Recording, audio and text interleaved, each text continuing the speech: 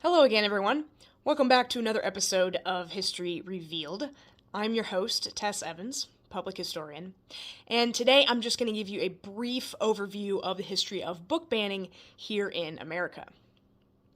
Now, book banning is nothing new. It's been happening for centuries, honestly.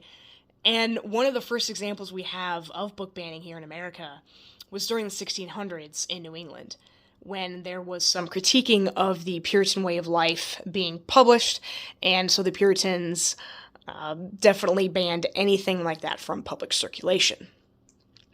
Now, if we fast forward to the 1850s, right before the American Civil War, the South was prohibiting anything that expressed anti-slavery sentiment, and this includes probably one of the more well-known examples of book banning of Harriet Beecher Stowe's Uncle Tom's Cabin. So that book was banned throughout every southern state.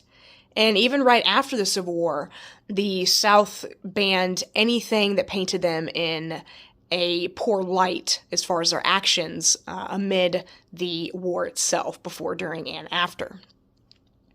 Now, in the 1870s, we come across the Comstock Law, which you may have been hearing about a little bit more in the news today, actually.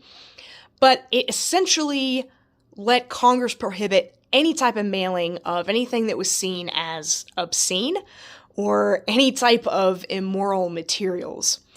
But this included everything from anatomy textbooks to the Canterbury Tales. Yes.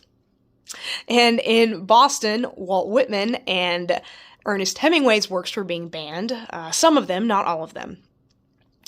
Now, during the Cold War, there were a lot of publications that were being banned that showed any type of communist or un-American views. And one example of this happened in Indiana, when that state's textbook commission attempted to ban Robin Hood because they believed they needed to go against the communist line of robbing from the rich to give to the poor. So they didn't really appreciate that sentiment.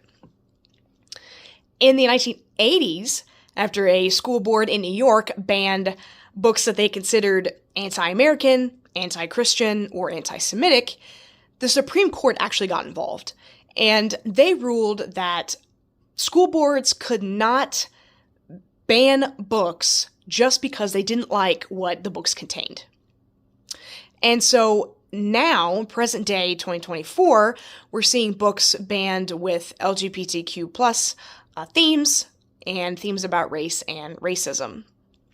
Now, I will leave you with a couple of examples of books that are being banned now. These are some of the most that are being banned, and I will read off two titles for you. One is The Hate U Give by Angie Thomas, and that is a novel centered around a black teen who sees her black friend get shot by a white police officer.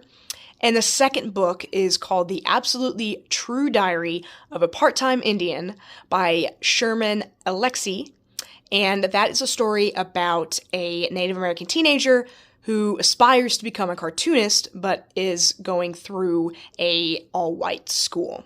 And so it talks about the teenager's experiences. So there's so much more to learn about book banning, and if you are interested, check out the links that I will put in the show notes. There are plenty of more other facts to learn. There's opinion pieces and information from educators as well. So if you like what you see, like what you heard, then give me a thumbs up, or better yet, subscribe.